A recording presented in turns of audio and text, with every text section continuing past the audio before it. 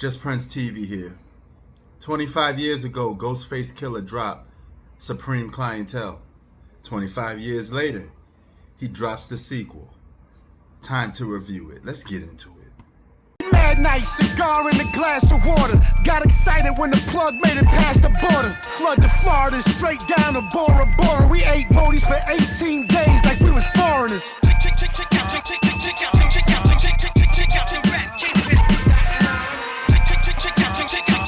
What's good, y'all? Just Prince TV here. Check this out. Before I even get into this review, I want to simply say that this Ghostface Killah album, lyrically, is better than Raekwon's album. Production-wise, that's whatever. But let's get into it. So, Ghostface Killah is a member of Wu-Tang, and he got something in common, with the Game from the West Coast. They both got a very similar career. As a matter of fact, Ghostface Killah is the East Coast version of what the Game is to the West Coast. Now, what I mean by that, the Game was once the face of the West Coast when the coast was presumed as dead. He was the sole survivor carrying the coast until Kendrick Lamar tucked the futon and kept it moving. Ghostface Killah, in the year 2000, Supreme Clientele drops. Wu-Tang is almost dead in the water. Nobody's buying or listening to a lot of the other members' albums, right? They keep flopping. But the sole survivor of Wu-Tang that was holding them apart, that was holding Staten Island down, was Ghostface Killah. Staten Island was almost a dead borough, and somebody needed to keep the borough alive. And Ghostface Killah was waving that Wu-Tang flag, keeping the memories of Staten Island MCs alive and Wu-Tang alive. That's what they both have in common. And they both two underrated artists, right? So, with that being said, lyrically, this album is on point. Ghostface Killah is one of the top 10 best lyricists, MCs in the game, period. His charisma, his style, his voice, his flow, his delivery is always on point.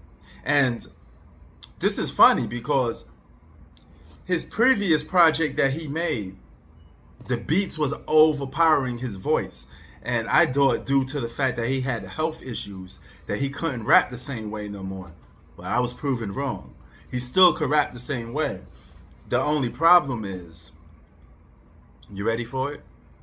This album is outdated. Even the single Rap Kingpin is an old school remastered Wu-Tang beat. The choruses in this album, a lot of the songs are old school songs that's been rehearsed, rehashed, and said over 1,000,000 times. How many artists has rapped over old school beats? Rather, it was the mixtape era, the golden era, 2000s to now. Old music is just that, old music. So when you make an album and it's so retro, so reminiscent of stuff you already heard, it lacks that factor because you heard it already, right? Now, some of you young cats that's hearing these songs for the first time, or these choruses or these beats, keep in mind, people that growed up on these generations of Wu heard all this already, and we don't want to hear it again. Not saying that it's bad, but we recycled this stuff so much that it needs to be put to retirement, or we just go back, listen to the original songs.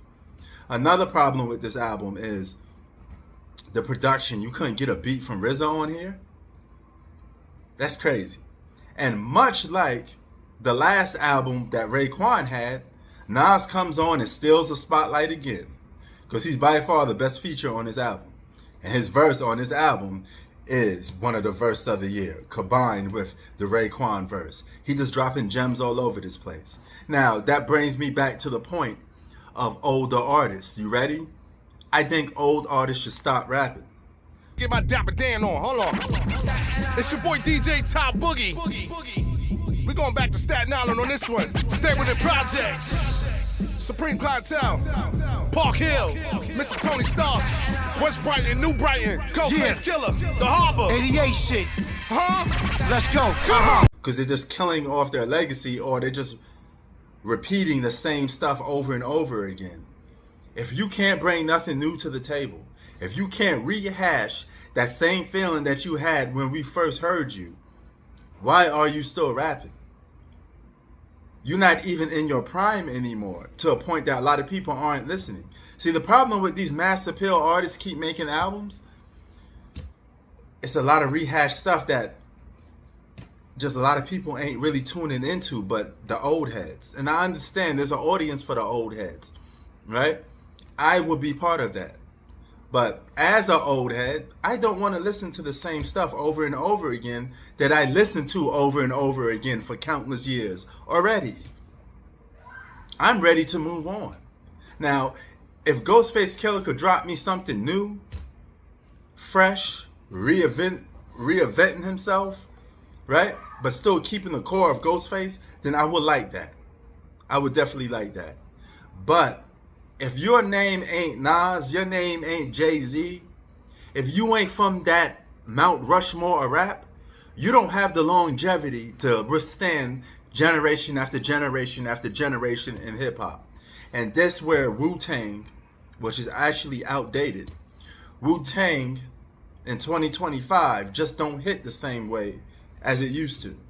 And this is coming from a die-hard Wu-Tang guy. And my two favorite artists out Wu is Ghostface and Raekwon. I love those guys. To this day, still love their music. Still listen to it. But it's time to hang it up, man. These older artists, like Tupac said, it's all over now. Take it like a man. You know, what are we doing here? These guys keep dropping these mediocre albums. Just like the Raekwon album.